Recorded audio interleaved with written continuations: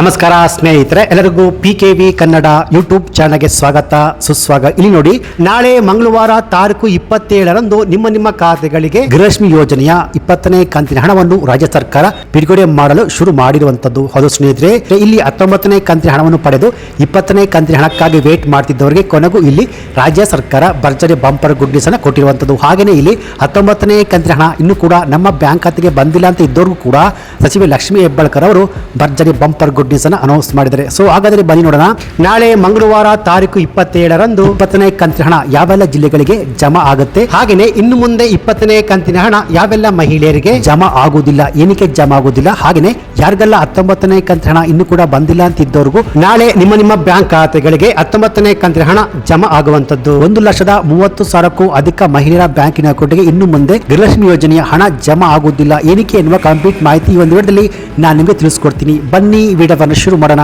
ಅದಕ್ಕಿಂತ ಮುಂಚೆ ನೀವಿನ್ನು PKV ಕನ್ನಡ ಯೂಟ್ಯೂಬ್ ಚಾನಲ್ಗೆ ಸಬ್ಸ್ಕ್ರೈಬ್ ಮಾಡಿಲ್ಲ ಅಂದ್ರೆ ದಯವಿಟ್ಟು ಇಲ್ಲಿ ಕಾಣುವಂತಹ ಸಬ್ಸ್ಕ್ರೈಬ್ ಬಟನ್ ಪ್ರೆಸ್ ಮಾಡ್ಕೊಳ್ಳಿ, ಹಾಗೆಯೇ ಪಕ್ಕದಲ್ಲಿ ಬರುವಂತಹ ಬೆಲ್ ಬಟನ್ ಒತ್ತಿ. ಸೊ ನಾವು ಯಾವುದೇ ಒಂದು ವಿಡಿಯೋವನ್ನು ಅಪ್ಲೋಡ್ ಮಾಡಿದಾಗ ನೀವು ನೋಡಬಹುದು. ಹೌದು ಸ್ನೇಹಿತರೆ, ಇಲ್ಲಿ ನಾಳೆ ಮಂಗಳವಾರ ತಾರೀಕು 27ರಂದು ಕೊನೆಗೂ ರಾಜ್ಯ ಸರ್ಕಾರ ಗೃಹಲಕ್ಷ್ಮಿ ಯೋಜನೆ 20ನೇ ಕಂತಿನ ಹಣವನ್ನು ಜಮಾ ಮಾಡಲು ಶುರು ಮಾಡಿರುವಂತದ್ದು. ಹೌದು, ಇಲ್ಲಿ ಯುಗಾದಿ ಹಬ್ಬದಂದು ಗೃಹಲಕ್ಷ್ಮಿ ಯೋಜನೆಯ 12ನೇ ಕಂತಿನ ಹಣವನ್ನು ಪಡೆದು 19, 20, 21ನೇ ಕಂತಿನ ಹಣಕ್ಕಾಗಿ ವೇಟ್ ಮಾಡ್ತಿದ್ದ ಮಹಿಳೆಯರಿಗೂ ಕೊನೆಗೂ ಈಗ ಸೋಮವಾರದಿಂದ 19ನೇ ಕಂತಿನ ಹಣ ಜಮಾ ಆಗಿದೆ. ಆದ್ರೆ ಇಲ್ಲಿ ಇನ್ನೂ ಕೂಡ ಅನೇಕ ಮಹಿಳೆಯರು 19ನೇ ಕಂತಿನ ಹಣ ಜಮಾ ಆಗಿಲ್ಲ ಅಂತ ದಿನಾಲು ಕಮೆಂಟ್ಸ್ ಅನ್ನು ಮಾಡ್ತಾ ಇದ್ದಾರೆ. ಸೊ ಏನಕ್ಕೆ ಈ 19ನೇ ಕಂತಿನ ಹಣ ಯಾರಿಗೆಲ್ಲ ಬಂದಿಲ್ಲ, ಏನಕ್ಕೆ ಬಂದಿಲ್ಲ ಅಂದ್ರೆ 5 ನಿಯಮಗಳ ಪ್ರಕಾರ ಇನ್ನು ಮುಂದೆ ಇಂತಹ ಮಹಿಳಾ ಫಲಾನುಭವಿಗಳ ಬ್ಯಾಂಕ್ ಖಾತೆಗೆ ಗೃಹಲಕ್ಷ್ಮಿ ಯೋಜನೆ ಹಣ ಜಮಾ ಆಗುವುದಿಲ್ಲ.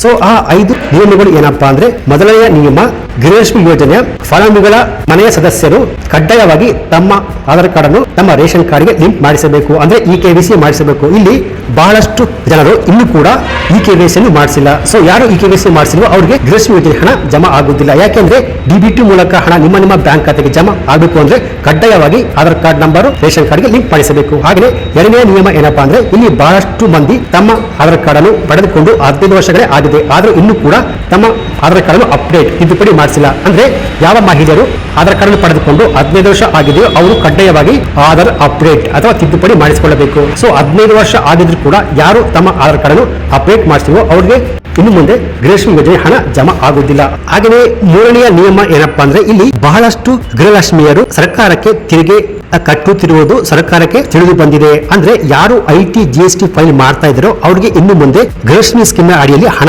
ಜಮಾ ಆಗುವುದಿಲ್ಲ. ಹಾಗೆಯೇ ನಾಲ್ಕನೆಯ ನಿಯಮ ಏನಪ್ಪಾ ಅಂದ್ರೆ, ಇಲ್ಲಿ ಸರ್ಕಾರದಿಂದ ಬರುವ ಪಡಿತರ ಅಕ್ಕಿಯನ್ನು ಯಾರು ಕಳೆದ 3 ತಿಂಗಳಿಂದ ಪಡೆದುಕೊಂಡಿರುವ ಅವರಿಗೆ ಗೃಹಲಕ್ಷ್ಮಿ ಯೋಜನೆ ಹಣ ಜಮಾ ಆಗುವುದಿಲ್ಲ. ಹಾಗೆಯೇ ಅನ್ನಭಾಗ್ಯದ ಸ್ಕೀಮ್ ಅಡಿಯಲ್ಲಿ ಕೂಡ ಹಣ ಜಮಾ ಆಗುವುದಿಲ್ಲ. ಹಾಗೆಯೇ ಈಗ ಕೊಡುತ್ತಿರುವ ಉಚಿತ ಅಕ್ಕಿ ಕೂಡ ಸಿಗುವುದಿಲ್ಲ. ಅದು ಸ್ನೇಹಿತರೆ, 5ನೆಯ ನಿಯಮ ಏನಪ್ಪಾ ಅಂದ್ರೆ, ಯಾರಿಗೆ ವಾರ್ಷಿಕವಾಗಿ 7 ಲಕ್ಷಕ್ಕಿಂತ ಹೆಚ್ಚಿನ ಆದಾಯ ಬರ್ತುಂಟು ಅವರು ಕೂಡ ಇನ್ನು ಮುಂದೆ ಗೃಹಲಕ್ಷ್ಮಿ ಯೋಜನೆ ಹಣ ಜಮಾ ಆಗುವುದಿಲ್ಲ. ಸೊ ಈ ರೀತಿಯಾಗಿ ಸರ್ಕಾರ ತಂದಿರುವ ಈ 5 ನಿಯಮಗಳ ಪ್ರಕಾರ ಇನ್ನು ಮುಂದೆ ಇಂತಹ ಮಹಿಳೆಯರಿಗೆ ಗೃಹಲಕ್ಷ್ಮಿ ಯೋಜನೆ ಹಣ ಜಮಾ ಆಗುವುದಿಲ್ಲ ಸ್ನೇಹಿತರೆ.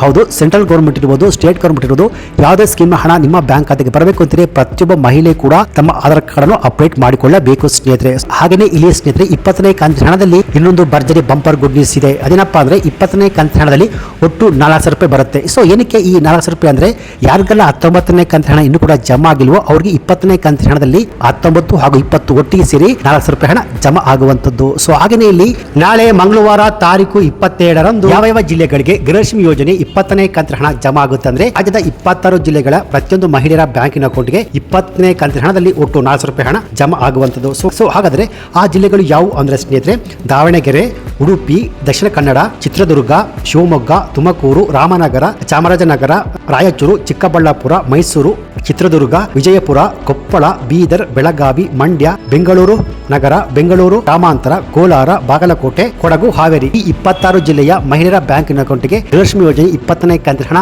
ಜಮಾ ಆಗಲು ಶುರು ಆಗುತ್ತೆ. ಹೌದು, ಇವತ್ತು ಸೋಮವಾರ ತಾರೀಕು 26ರಂದು 20ನೇ ಕಂತಿನ ಹಣ ಜಮಾ ಆಗಲು ಶುರುವಾಗುತ್ತೆ. ಎಲ್ಲರಿಗೂ ಒಟ್ಟಿಗೆ ಗೃಹಲಕ್ಷ್ಮಿ ಯೋಜನೆ 20ನೇ ಕಂತಿನ ಹಣ ಜಮಾ ಆಗುವುದಿಲ್ಲ.